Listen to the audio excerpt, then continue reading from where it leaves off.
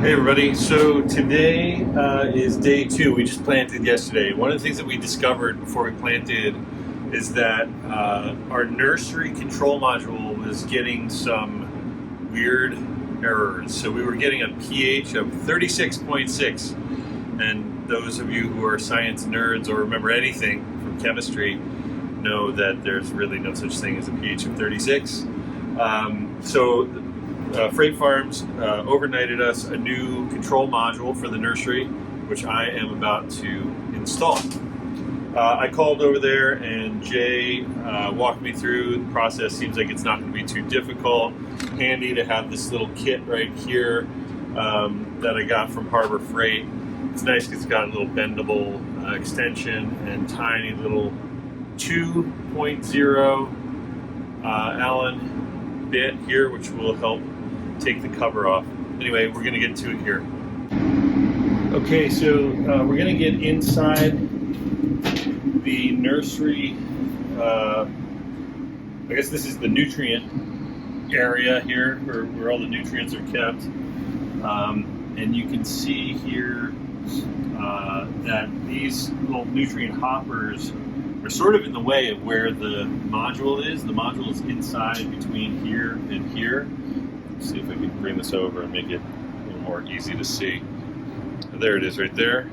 That's the module that we're going to be replacing. These are the little motors and controllers for the peristaltic pumps that control the nutrients, or at least pump the nutrients in to mix with the water. Okay, so I was able to get the module off the back. It just is held on by two screws that it hangs on here.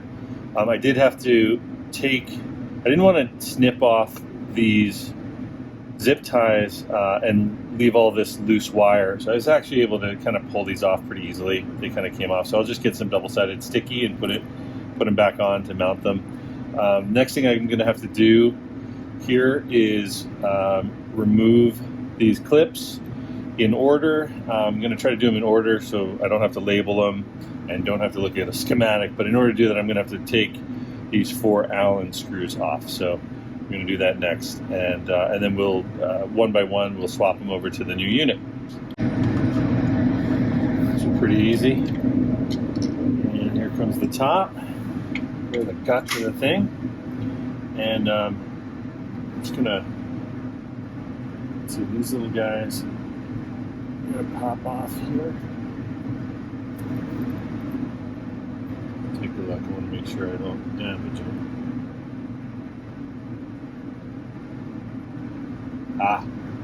Little teeny tiny screws here, so I guess they don't really pop off. So let me look at the other one.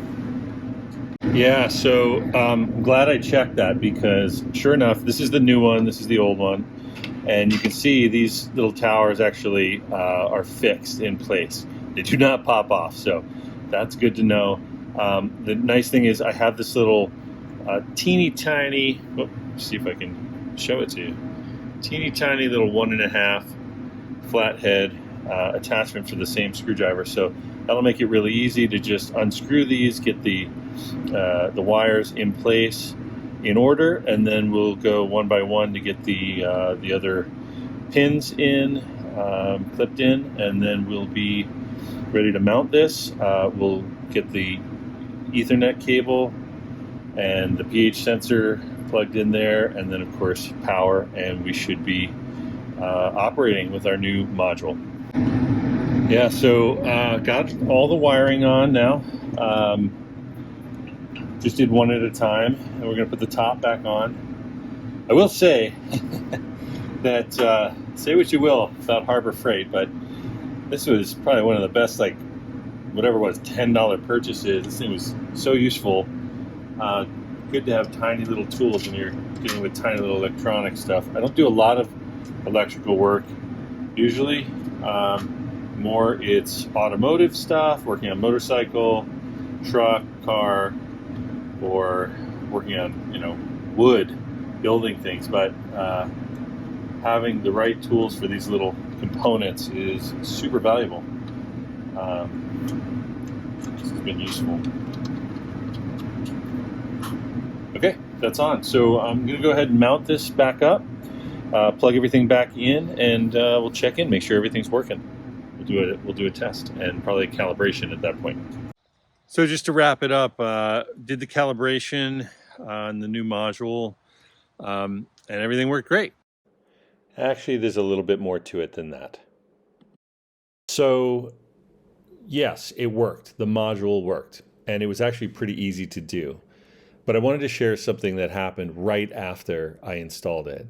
And I think is a good lesson in just being methodical and taking your time with this type of equipment.